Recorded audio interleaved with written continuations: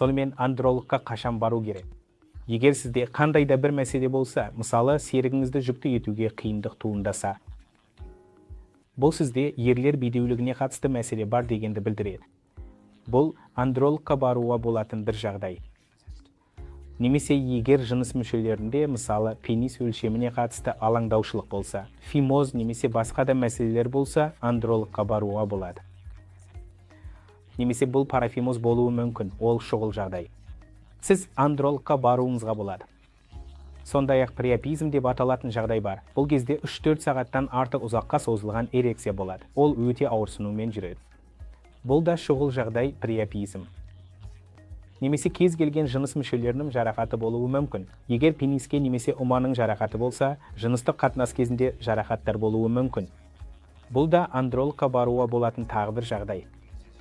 Көп жағдайда адамдарда басқа алаңдаушылықтар жыныстық мәселелерге, жыныстық аспектілерге байланысты болады.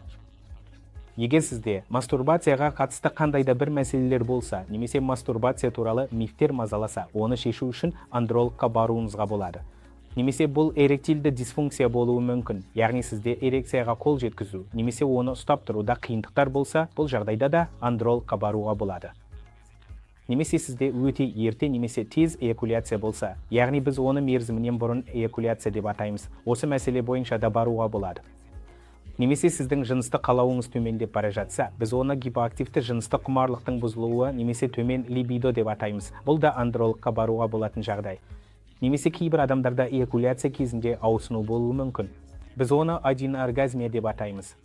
Яғни эякуляция кезінде сіз ауырсыну сезінесіз. Бұл да андрологқа баруға болатын тағы бір жағдай. Басқа жағдайлар, егер сізде тестостерон гормонының жетіспеушілігі болса, ол ер адамдарға тән гормон.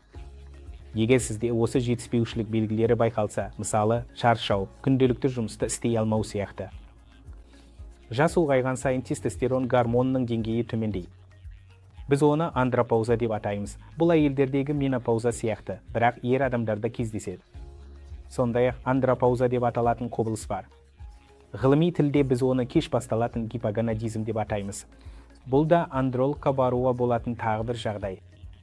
Егер сіз жыныстық жолмен берілетін инфекциялармен байланысты мәселелерге тап болсаңыз, өкінішке орай, білмей немесе байқамай, қорғаныссыз немесе қорғаныспен жыныстық қатынасқа түскен болсаңыз, және инфекцияға қатысты қандайда бір алаңдаушылығыңыз болса, бұл мәселелерді андрологпен кеңесіп шешуге болады. Қысқаша айтқанда, егер сізде ұрық безінің ауруы, созылмалы ұрық безі ауруы болса, біз оны созылмалы акалазия деп атаймыз. Бұл да бір сала, онда біз сізге дәрі-дәрмекпен емдегеннен кейін микрохирургиялық әдістерді ұсына аламыз. Егер ол да көмектеспесе, біз микрохирургиялық операция жасай аламыз. Ал отбасын толық құрған адамдар, егер олар тұрақты стерилизация жасағысы келсе, біз оны вазектомия деп атаймыз. Бұл тіпті тубектомиямен салыстырғанда жеңіл процедура. Бұл бір процедура. Скальпельсіз вазектомияда жасалуы мүмкін.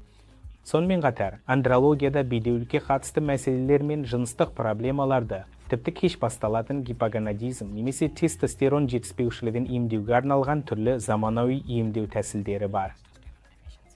Осының бәрін қорытындылай келе, егер сіз бедеулік мәселесіне, жыныстық дисфункцияға, тестостерон гормонының жетіспеушілігіне, немесе аталық бездің не жыныс мүшесінің қатерлі ісігіне тап болсаңыз, андролог сізді толықтай тексеріп, бағалай алады.